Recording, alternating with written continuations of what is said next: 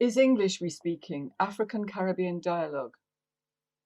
Snapshots taken along the way.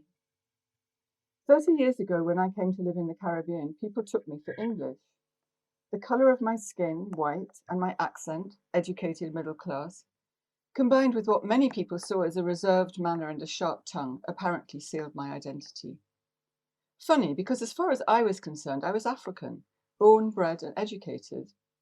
Born in Tanzania to colonial parents, I maintained for years after we left that I was Tanzanian, even though I had a British passport. When, in my 30s, I went to study in Nigeria, I gained some inkling of how English I really was. By the time I left, clutching my PhD 5 years later, I was at least half Nigerian. So when I arrived in Barbados and nobody recognized me as African, it was a shock. As was Barbados itself, to someone prepared for the Caribbean by living in London. In London, I was tolerated as a hanger-on on the fringe of the Race Today collective, led by veteran Trinidadian activist Darcus Howe.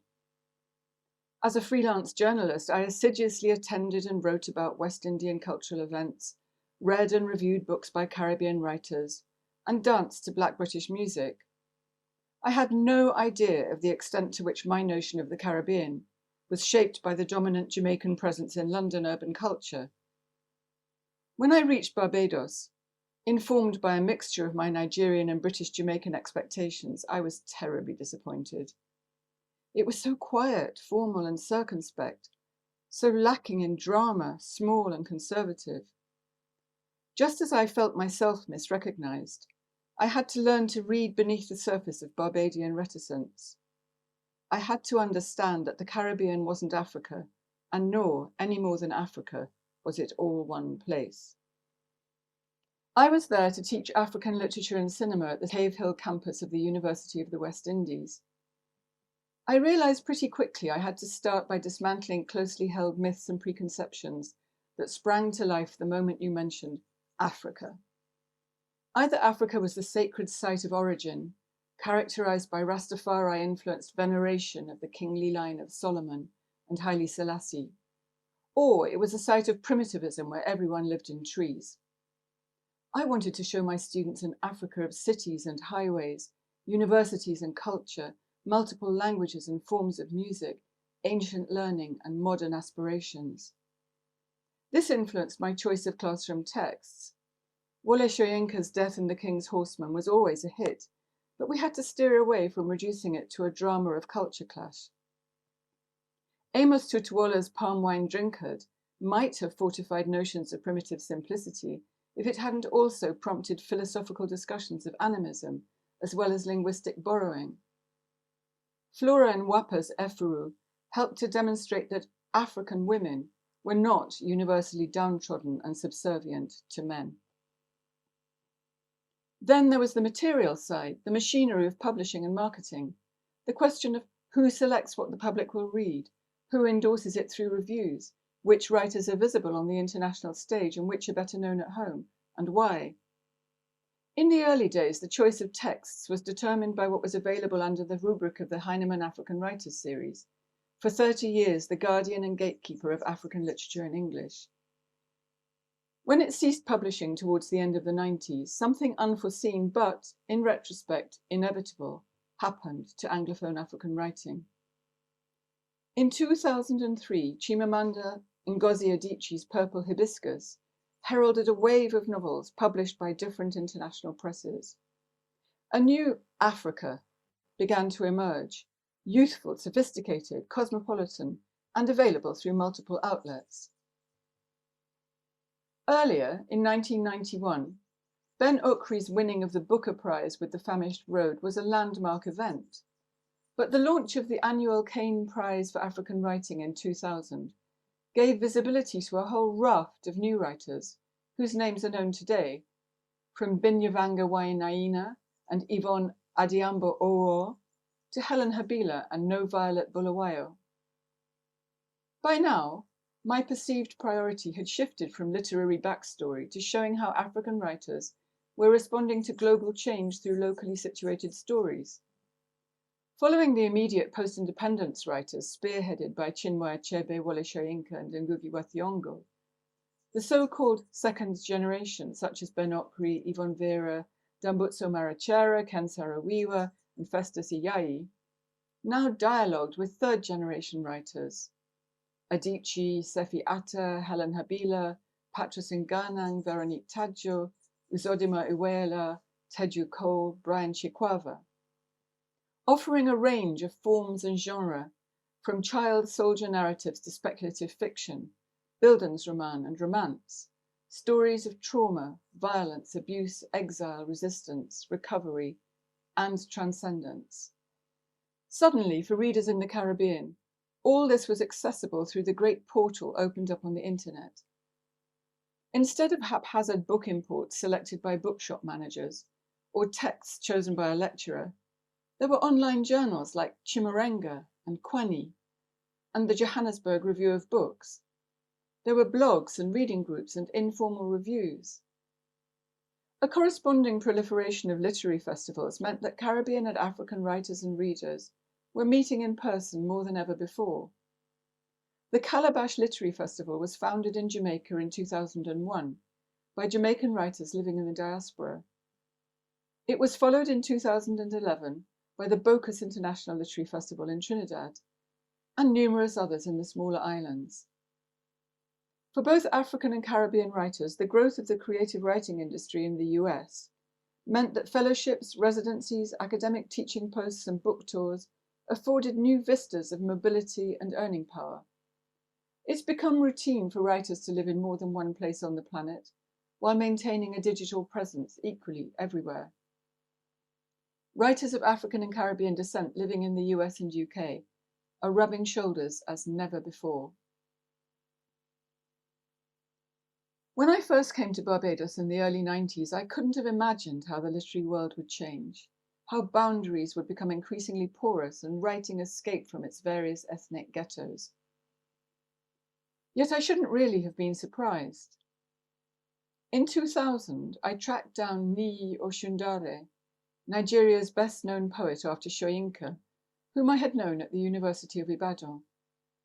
He was now teaching in New Orleans, and I invited him to visit and give a public lecture at my campus, Cave Hill.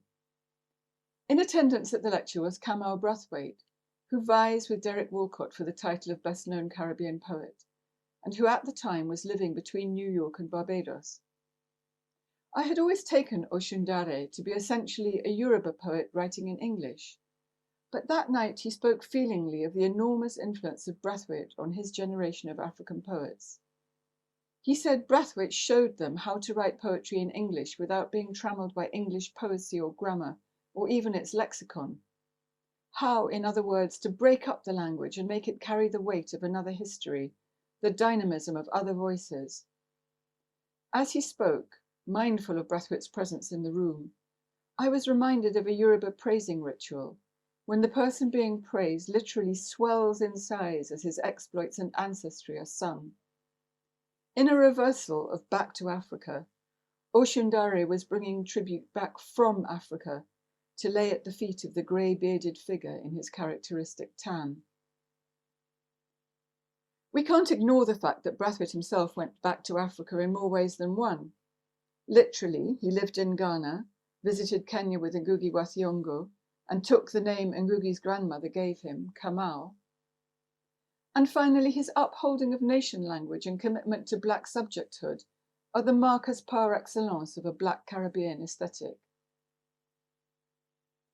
For some Caribbean writers, Africa remains a subtext that is by turns romantic and nostalgic, but it may also be profoundly unsettling, even revolutionary. Jamaican novelist Erna Brodber's astonishing novels are anchored in an animist world, one where all matter, all nature is infused with spirit, and ancestral voices can be heard and captured, much as we see in Wilson Harris's novels, their spiritual worldview derived equally from the Amerindian interior of his native Guyana. As Nigerian Funsho Ayajina shows in his talk included here, landscape is a living repository of spirit and history on both sides of the Atlantic. As an Africanist scholar living in the Caribbean, if I had to identify a presiding metaphor for writers from the two regions, I would say it's animism. the acknowledgement of a spiritual world. In her novel Golden Child, Trinidadian Claire Adam, also a contributor to this dialogue of literatures, traces the parallel and opposite fortunes of a pair of twins, a recurring trope in contemporary West African novels in which twins are magical and attached to the spirit world. Adam picks up on this in her talk when she describes her instinctive recognition of the power of the Igbo Ogbanje, whose equivalent in Yoruba is the Abiku, the child who appears and disappears, who is constantly called back to the spirit world until ritualistically anchored in the world of the living. In a work of feminist criticism, African Woman Palaver, published in 1996, Nigerian scholar Chikwenye Ogunyemi, who is Igbo, explains, Ogbanje refers to the iconoclast, the one who runs back and forth from one realm of existence to another, always longing for a place other than where she is. It also refers to the mystical, unsettled condition of simultaneously existing in several spheres. Though Ogbanje Abiku and twins are not synonymous, they each contain the idea of doubling, of persons and the sense of place, with all its troubling ambiguity. Recent African novels with twin protagonists include Helen Habila's Measuring Time, 2007, and Adichie's Half of a Yellow Sun, 2006. Meanwhile, Buchi Emecheta, who lived in London from the age of 20 and was one of the first Nigerian writers to become truly diasporic, published Kehinde in 1994. The protagonist, Kehinde, the name given by Yorubas to a younger twin, is not only haunted by her dead twin, but tormented by whether to follow her husband back to Nigeria or to remain and make a life for herself in England. This dilemma, a hovering between two locations, both spiritually and geographically, prefigures later diasporic novels like 26A by Diana Evans, 2006, and Icarus Girl by Helen Oyeyemi, 2005. Both UK-Nigerian writers brought up in London. Unlike Kehinde, whose diasporic identity is in the process of being formed, their protagonists are half-caste. In their novels, biracialism, or the merging of two cultural identities, becomes another facet of the twin phenomenon. Biracial children, like twins, are alternately split and doubled.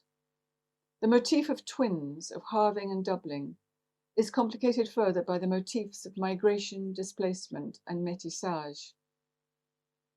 This doubling, intrinsic to diasporic identity and experience, is something Claire Adam and her twin protagonists have in common with these African-descended writers.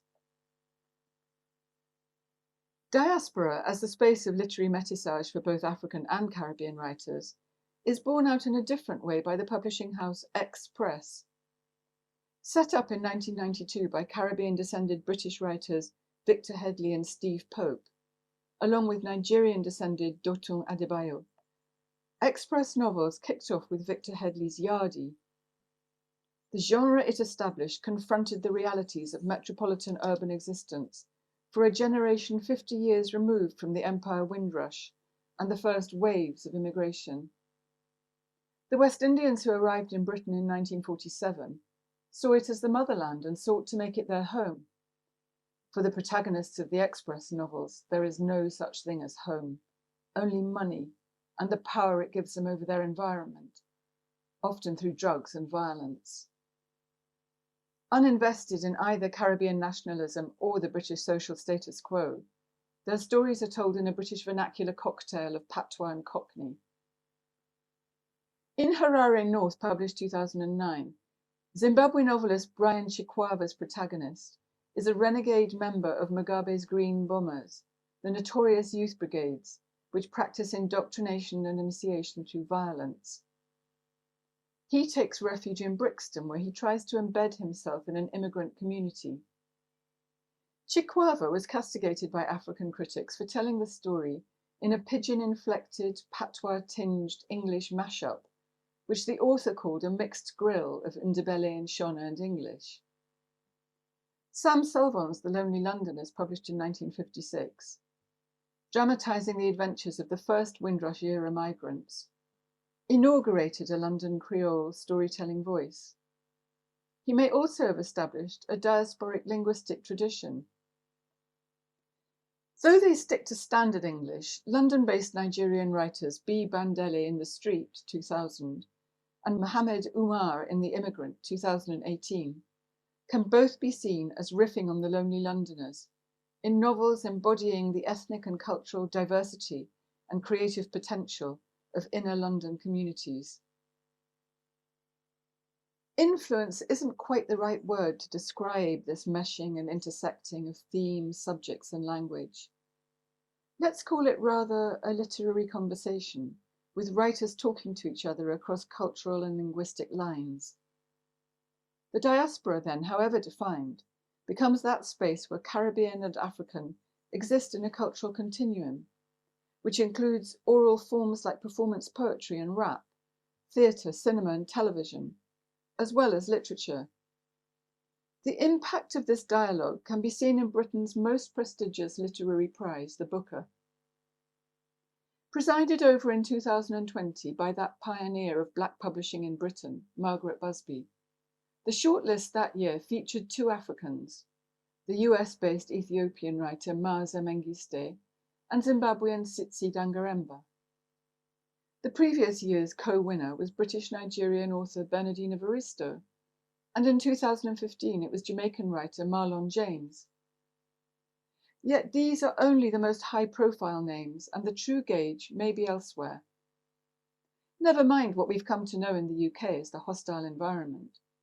Contributors to this exploration of Caribbean and African encounters, like Kenyan Billy Kahora and Zimbabwean Tendai Huchu, still choose to live in Britain. Here, meaning here in the UK as well as here in these encounters, they take their place alongside UK Caribbean hyphenates, Trinidadian-born Claire Adam, Vincentian-born Philip Nanton, and Jamaican-descended Colin Grant, and of course that shape-shifting Nigerian who has remade himself in the Caribbean, Funsho Ayejina. Their perspectives rub up against each other in unexpected ways, sometimes raising bristles on an otherwise smooth surface. What they give us is a series of snapshots of personal journeys that have no predetermined end. Taken together, they offer us a collage of ongoing encounters across an Anglophone African and Caribbean Atlantic.